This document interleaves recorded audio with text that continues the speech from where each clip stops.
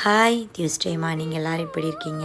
இன்றைக்கி செவ்வாய்க்கிழமை, முருகனோட நாளுங்க. நான் விரதம் இருந்து 5வது வாரம் வெற்றிலை தீபம் போடுறது. ஸோ வெற்றிலையை க்ளீன் பண்ணிவிட்டு சந்தன குங்குமம் வச்சு பூவால் அலங்காரம் பண்ணிட்டேங்க. ஸோ வேலுக்கும் சந்தன குங்குமம்லாம் வச்சு பூவால் அலங்காரம் பண்ணியாச்சு. ஸோ நான் சொல்லியிருக்கிறேன், வெற்றிலை தீபம் போடும்போது நிறைய பிரச்சனை வருங்க. ஆனால் ஒரு நாள் நம்மளுக்கு பட்ட கஷ்டத்துக்கெல்லாம் கண்டிப்பாக பலன் கிடைக்கும் இல்லைங்களா? ஸோ அந்த மாதிரி தான் எனக்கு ப்ரெக்னென்சி டைமில் நடந்துச்சு. ஸோ நான் இன்றைக்கி தீபம் போடும்போது பார்த்திங்கன்னா என்னால் தீபம் போடவே முடியல. நிறைய பிரச்சனை வீட்டில். அதுவும் செவ்வாய்க்கிழமை ஆரம்பித்தாலே பிரச்சனை நிறையா வந்துருங்க. ஆனால் நம்ம பின்வாங்கிடவே கூடாது வெற்றிலை தீபம் போடும்போது. ஏன்னா முருகருக்கு நம்மளை கண்டிப்பாக சோதிப்பாருங்க, அதனால் கைவிட மாட்டார். ஸோ இன்றைக்கி நான் பிரசாதம் சாமிக்கு பாலும் தேனும் கலந்து தான் வச்சேன் நான். ஸோ சாமிக்கு பூஜையெல்லாம் பண்ணிவிட்டு உருவாய் அருவாய் பாடலை 6 முறை பாடினேங்க. ஸோ நான் வெற்றிலை தீபம் போட்டு உருவாய் அருவாய் பாடலும் போது நிறைய மாற்றங்கள் ஏற்பட்டிருக்குங்க என் மனசில்.